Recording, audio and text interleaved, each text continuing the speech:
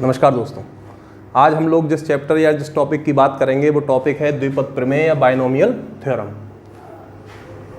जैसा कि हम लोग जानते हैं कि किसी भी कंपटीशन एग्जाम में बाइनोमियल थ्योरम से कम एक क्वेश्चन या अधिकतम 2 क्वेश्चन पूछे जाते हैं जो बहुत आसान होते हैं, जो लोग हम बहुत आसानी के साथ कर सकते हैं। तो आज हम लोग बात करेंगे बाइनोमियल थ्योरम की। तो चलिए शुरुआत करते हैं। सबसे पहले हम बात करेंगे इसकी बेसिक जानकारी की। इस चैप्टर के लिए सबसे पहले बात आती है द्विपद की। तो ऐसे व्यंजक जिनमें पदों की संख्या केवल और केवल 2 होती है, ऐसे व्यंजकों को हम लोग द्विपद कहते हैं। अगर हम लोग जनरल फॉर्म की बात करें तो जनरल फॉर्म के रूप में हम x प्लस a के रूप में किसी भी पद को लिखते हैं। आप देख पा रहे हैं कि x प्लस a में 2 पद हैं। x प्लस a की फॉर्म में जो भी व्यंजक होंगे उन्हें हम लोग द्विपद कहेंगे। द्विपद प्रमेय किसे कहते हैं, द्विपद प्रमेय या बाइनोमियल थ्योरम लोग किसे कहेंगे, तो x प्लस a की होल पावर n, जहां n कोई धनात्मक संख्या हो सकती है, इस x प्लस a की होल पावर n के विस्तार को ही हम लोग द्विपद प्रमेय या बाइनोमियल थ्योरम का नाम देते हैं। तो यहां आप देख सकते हैं कि x प्लस a की होल पावर n को हम लोग किस तरीके से खोलते हैं, nc0 x की पावर n a की पावर 0 प्लस nc1 x की पावर n माइनस 1 a की पावर 1 प्लस nc2 x की पावर n माइनस 2 a की power 2 plus dash dash dash ncn minus 1 x की पावर 1 a की power n minus 1 plus ncn x की power 0 a की power n। आप देख पा रहे हैं कि इसके विस्तार में x प्लस a की होल पावर n के विस्तार में जो दोनों पदों की घातों का जोड़ है, प्रत्येक पद में उनकी घातों का जोड़ जो है वो n है। यह आप देख पा रहे हैं, दोनों पदों की घातों का योग n के बराबर होता है। इसी विस्तार को हम एक तरीके से और भी लिख सकते हैं, x की पावर n, प्रथम पद की पावर से शुरुआत करेंगे, x की पावर n प्लस n, अब ये पावर घटती जाएगी और दूसरे पद की उतनी ही पावर बढ़ती जाएगी। x की पावर n माइनस 1 a की power 1 n minus 1 upon factorial 2 x की पावर n माइनस 2 a की power 2 plus dash dash dash, यहाँ पर x की पावर 0 a की पावर n। आप फिर देख पा रहे हैं कि इसके विस्तार में प्रत्येक पद में जो दोनों पद हैं उनकी घातों का जो जोड़ है वो n के बराबर आता है। अब हम लोग इससे संबंधित कुछ विशेष टिप्पणियां या विशेष नोट्स की बात कर लें तो आपको कुछ महत्वपूर्ण तथ्य याद रखने पड़ेंगे। एनसीआर का मान जो बराबर होता है वो होता है factorial n upon factorial r, factorial n minus r के।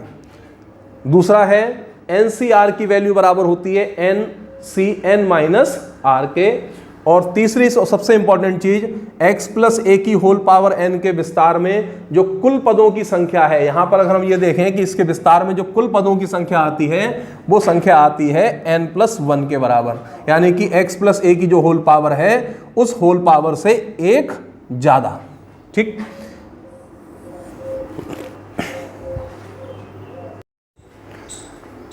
दोस्तों अब हम लोग बात करेंगे x प्लस a की होल पावर n के प्रसार में व्यापक पद ज्ञात करना। तो x प्लस a की होल पावर n के प्रसार में r प्लस 1वां पद ही उसका व्यापक पद कहलाता है और इस व्यापक पद को हम लोग t r प्लस 1 से प्रदर्शित करते हैं। तो हम लोग कह सकते हैं कि x प्लस a की होल पावर n के प्रसार में जो व्यापक पद होता है उसे हम लोग t r प्लस 1 से प्रदर्शित करते हैं और जिसका मान आप लोग देख पा रहे हैं कि T R plus 1 is equal to होता है एन सी आर एक्स की power n minus R a की पावर r। अब इस व्यापक पद को समझाने के लिए हम लोग एक उदाहरण की बात कर लें तो आप लोग बोर्ड पर देख पा रहे हैं कि हम इस व्यापक पद को समझाने के लिए हमने एक उदाहरण लिया है 4x upon 5 minus 5 upon 2x की होल पावर n के प्रसार में हमको जो पद निकालना है वो निकालना है 7वां। क्वेश्चन आता है कि एक पद दिया होगा और आपसे कोई भी पद उसमें पूछा जाएगा, उसके विस्तार में आपसे कोई जनरल टर्म पूछा जाएगा। जैसा कि यहाँ आप देख पा रहे हैं कि दिए गए विस्तार में हमें 7वां पद निकालना है। तो साथियों जो पद हमको निकालना है यानी कि T7, 7वें पद के मतलब है T7 को हम लोग लिख पा रहे हैं T6 प्लस 1। आप लोग देख पा रहे हैं कि हम व्यापक पद निकालते हैं तो व्यापक पद को हम लोग r+1वां नाम देते हैं। तो यहां पर चूंकि हमें 7वां पद निकालना है तो 7वें को हम r+1 की फॉर्म में लिखेंगे, तो 7 को लिख सकते हैं हम लोग 6+1। यहां पर जो 6 है ये r हो जाएगा और आप देख पा रहे हैं कि हम 7 को r+1 के रूप में लिख लिए हैं। तो t6+1 अगर हम लोग इसको खोलें तो जो क्वेश्चन हमको दे रखा है, इस क्वेश्चन में जो होल पावर है वो आपकी n दे रखी है, r हमें यहां से मिल गया। तो अगर हम इसके विस्तार के रूप में देखें तो NCR यानी कि 9C6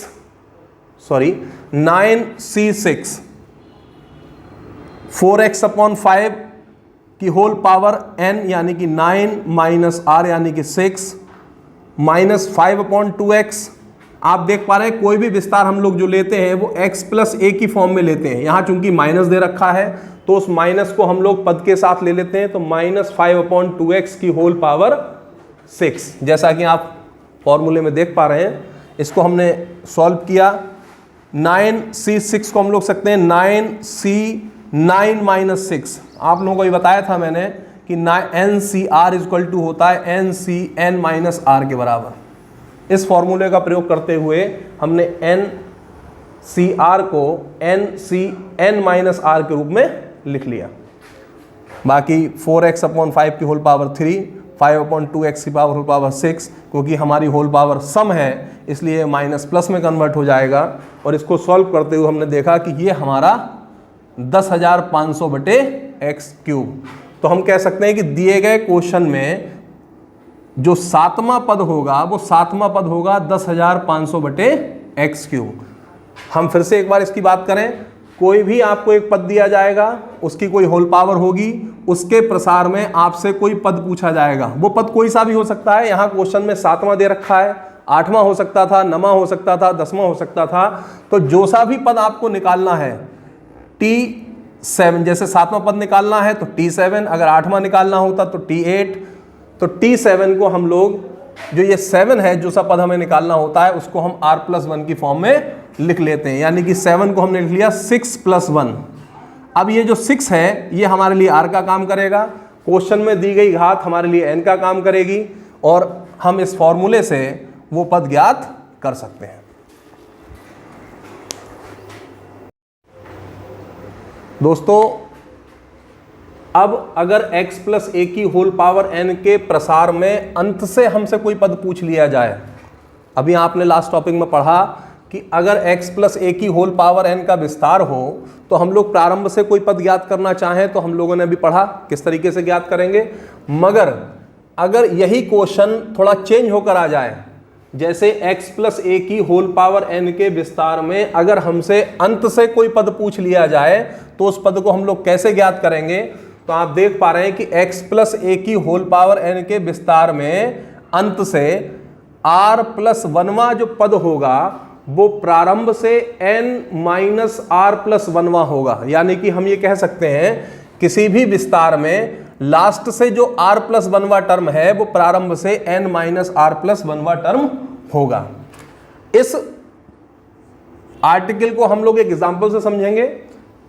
3/x² - x³ 6 की होल पावर 7 के विस्तार में हमसे पूछा गया है कि अंत से चौथा पद ज्ञात करिए। यानी कि इस व्यंजक की घात 7 के विस्तार में अंत से चौथा पद ज्ञात करना है हमको। तो आप लोग देख पा रहे हो अंत से चौथा पद, अगर हम इसको r+1 की फॉर्म में लिखें तो 4 को हम लोग लिख सकते हैं 3+1, यानी कि जो r की जगह पर आया वो 3 आया। आप देख पा रहे हैं अंत से चौथा पद, या इसको हम लिख सकते हैं 3+1वां पद। ये हमारा होगा प्रारंभ से n यानी कि दिए गए क्वेश्चन में पावर जो दे रखी होती है वो n का काम करती है। हम लोग कह सकते हैं कि n बराबर कितना दे रखा है 7। तो प्रारंभ से n यानी कि 7 - 3+1वां पद। तो हम कह सकते हैं कि अंत से जो चौथा पद होगा वो प्रारंभ से कौन सा पद होगा 5वां। और प्रारंभ से किसी पद को निकालना अभी हमने सीखा था। प्रारंभ से 5वां पद यानी कि T5 को हम लिख सकते हैं T4+1 4 7C4 3/x² की होल पावर 7 - 4 माइनस x³ की होल पावर 4। इसको हमने हल किया। हल करने के बाद जो आंसर आता है वो आता है 35/48 x की पावर 6। फिर से हम लोग एक बार रिपीट करेंगे बच्चों कि x + a की होल पावर n के विस्तार में अंत से कोई पद पूछा जाए तो हम उस पद को ये देख लेंगे कि वो पद उस विस्तार के प्रारंभ से कौन से स्थान पर आता है। तो उसके लिए फॉर्मूला दे रखा है कि अंत से r+1वां पद बराबर होता है प्रारंभ से n - r+1वां पद। जैसे कि दिए गए क्वेश्चन में आप देख पा रहे हो कि दिए गए व्यंजक के विस्तार में अंत से हमसे पूछा गया था चौथा पद। चौथा पद यानी कि हम इसको लिख सकते हैं 3+1वां पद। तो अगर हम प्रारंभ से बात करें तो n - r+1 के फॉर्मूले का प्रयोग करते हुए 7 - 3+1वां पद यानी कि 5वां पद। और 5वें पद को निकालने के लिए हम पहले ही पढ़ चुके हैं, T5 करके उसको सॉल्व करेंगे। तो इस तरीके से हम इसके विस्तार में अंत से अगर कोई पद पूछा जाए तो बहुत आसानी से हम लोग ज्ञात कर सकते हैं। तो हम लोग बात करेंगे कि x + a की होल पावर n के प्रसार में मध्य पद कैसे ज्ञात किया जाता है।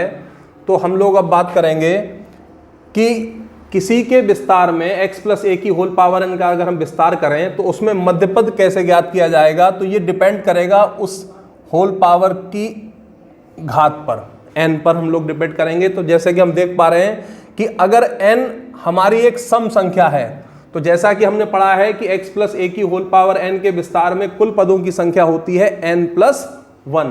तो हम उस आधार पर कह सकते हैं कि n अगर हमारी एक सम संख्या है तब जो विस्तार होगा उसमें कुल पदों की संख्या n + 1 यानी कि वो क्या हो जाएगी, विषम हो जाएगी। अतः इसके विस्तार में जो मध्य पद होगा वो n/2 + 1वां टर्म, ध्यान रखिएगा, n/2 + 1वां पद जो होगा वो मध्य पद होगा। फिर एक बार हम समझेंगे कि x + a की होल पावर n के विस्तार में अगर हम मध्य पद ज्ञात करें तो ये डिपेंड करेगा उसकी पावर पर। अगर पावर यानी कि n एक सम संख्या है तो विस्तार में कुल पदों की संख्या विषम हो जाएगी। अतः मध्य पद जो होगा वो n/2 + 1वां टर्म होगा। इसी तरीके से अगर n का मान एक विषम संख्या है, हम कह सकते हैं कि n जो है अगर वो विषम संख्या है तो विस्तार में कुल पदों की संख्या यानी कि n + 1 क्या हो जाएगी, एक सम संख्या हो जाएगी। अतः विस्तार में जो मध्य पद होंगे वो 2 मिलेंगे हमको।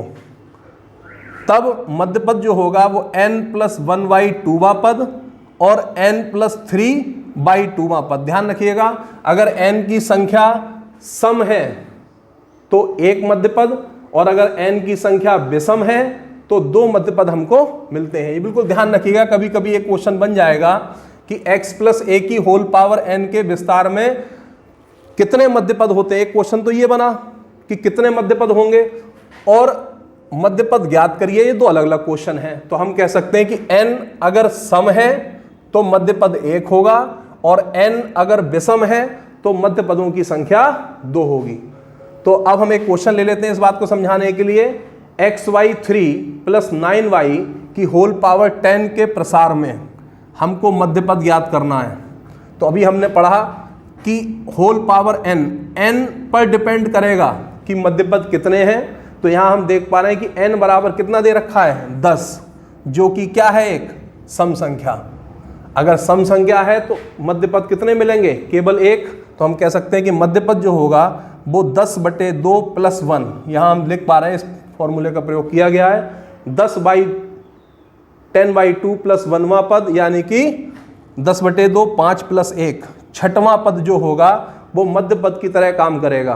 तो छठवां पद निकालने के लिए T6 को हमने लिख लिया, T5 + 1 और हम जानते हैं जैसा कि हम पहले हल करते चले आए 10C5 x/3 की पावर 10 - 5 9y की पावर 5। इसको हल करेंगे तो हमारा आंसर आएगा 61,236 x की पावर 5 y की पावर 5। फिर से बच्चों में एक बार रिपीट करूंगा कि x + a की होल पावर n के विस्तार में मध्य पद ज्ञात करना है। हम लोग क्या करेंगे कि n का मान अगर सम है तो एक मध्य पद मिलता है जिसका मान होता है n/2 + 1वां पद, और अगर n विषम है तो हमें विस्तार में उसके दो मध्य पद मिलेंगे जो होंगे n+1/2वां पद और n+3/2वां पद। करेंगे कि x+a की होल पावर n के प्रसार में x से फ्री टर्म ज्ञात करना, यानी कि ऐसा पद जिसमें x ना आता हो, x से स्वतंत्र पद ज्ञात करना। दोस्तों मैं ये बता देना चाहता हूं कि इस प्रकार का क्वेश्चन किसी भी एग्जाम में, खास तौर से अगर हम बात करें किसी भी एजुकेशनल एग्जाम में, चाहे वो यूपी टीजीटी हो, नवोदय विद्यालय का कोई एग्जाम हो, एनसीईआरटी का कोई एग्जाम हो, तो ऐसे एग्जाम्स में इस प्रकार का क्वेश्चन बहुत पूछा जाता है कि x+a की होल पावर n के प्रसार में x से स्वतंत्र पद ज्ञात करना, यानी कि ऐसा पद जिसमें x का कोई टर्म ना हो वो ज्ञात करना। तो हम इस क्वेश्चन को एक एग्जाम्पल के द्वारा समझेंगे। आइए दोस्तों, एग्जाम्पल नंबर 4, 3x² 2 -1/3x की होल पावर 6, ये आपका व्यंजक दे रखा है। इसके प्रसार में x से फ्री टर्म निकालना है हमको, यानी कि वो पद निकालना है जिसमें x नहीं होगा, x से स्वतंत्र पद ज्ञात करना है। तो हम ये मान लेते हैं कि दिए गए क्वेश्चन में जो पद होगा वो r+1वां पद होगा। हम ये मान लिया कि दिए गए व्यंजक के प्रसार में r+1वां पद जो है वो x से स्वतंत्र पद है। तो t, हम उस r+1वें पद को ज्ञात करते हैं, फॉर्मूला हमें पता है tr+1, यहां n = कितना है 6, तो tr+1 हो जाएगा ncr से 6cr 3x² 2 की होल पावर n-r, यानी कि 6 -r -1/3x की होल पावर r। इसको सॉल्व किया, 6cr 3 की पावर 6 -r 2 की पावर 6 -r, x की पावर 2 से मल्टीप्लाई हो जाएगा, x की पावर 12 - 2r माइनस की पावर r अलग किया, 1/3 की पावर r x की पावर r। इसको सॉल्व किया, -1 की पावर r 6cr, 3 यहां पर भी है, 3 यहां पर भी हमने इंक्लूड कर लिया, 3 की पावर 6 - 2r 2 की पावर 6 -r, x की दोनों घातों को सबमिट करते हुए x की पावर 12 - 3r। अब हम ये मान रहे हैं कि ये जो पद है वो x से फ्री है। हमने ये मान रखा है ऊपर कि r+1वां जो पद है वो x से फ्री है, और अगर x से फ्री है तो इस पद में x की जो घात है वो क्या होनी चाहिए, 0 होनी चाहिए। भाई जब x से अगर ये पद फ्री है तो इसमें x नहीं होना चाहिए, और x अगर नहीं होना चाहिए तो उसकी जो घात है वो कितनी होनी चाहिए, 0 होनी चाहिए। वही हमने यहाँ लिखा है कि यदि r+1वां पद x से फ्री है, स्वतंत्र है, तब x की घात 0 के बराबर होनी चाहिए, यानी कि जो इसकी घात है 12 - 3r = 0, यानी कि r = 4। अब r = 4 हम अपने दिए गए पद में रख देंगे, तो t4+1 यानी कि t5 -1 की पावर 4 6c4 3 की पावर 6 - 8 2 की पावर 6 - 4 x की पावर 12 - 12, यानी कि x की पावर तो 0 हो जानी है, खत्म हुआ। इसको हम सॉल्व करते हुए लाए तो 5/12। तो हम ये कह सकते हैं कि दिए गए व्यंजक के प्रसार में जो पांचवा पद होगा, यानी कि r+1 यानी कि 4+1 पांचवा पद होगा वो x से फ्री होगा, और पांचवें पद का जो मान होगा वो मान 5/12 होगा। अब दोस्तों क्वेश्चन दो तरीके से पूछा जाएगा। एक क्वेश्चन आता है कि दिए गए प्रसार में कौन सा पद x से फ्री है, और वो पद ज्ञात करना, दो अलग अलग बातें हैं। तो अगर ये पूछा जाए कि दिए गए प्रसार में कौन सा पद x से फ्री है, तो आप r की वैल्यू निकालकर r+1वां पद बता देंगे कि r+1वां यानी कि 4+1 पांचवा पद x से फ्री है। और अगर उस पांचवें पद का मान पूछा जाए तो आप लोग जानते हैं t4, उस r की वैल्यू अपने दिए गए क्वेश्चन में रख दीजिए, उसका मान आ जाएगा। इस तरीके से हम बता सकते हैं कि किसी भी विस्तार में x से फ्री जो टर्म है वो ज्ञात किया जा सकता है। फिर से अगर हम लोग रिपीट करें तो हम ये मान लेते हैं कि r+1वां टर्म x से फ्री है, फॉर्मूले के अनुसार उसको खोलेंगे, x की जो भी घात आएगी उस घात को 0 के बराबर रखेंगे, उससे हमें r का मान मिलेगा। उस r के मान को क्वेश्चन में रखने पर जो मान प्राप्त होगा वही मान उस x से फ्री टर्म का मान होगा। ये क्वेश्चन बहुत इंपॉर्टेंट है, मैं फिर बता देता हूं, किसी भी एग्जाम में, एजुकेशन से संबंधित किसी भी एग्जाम में ये क्वेश्चन पूछा ही जाता है, तो बहुत ध्यान से।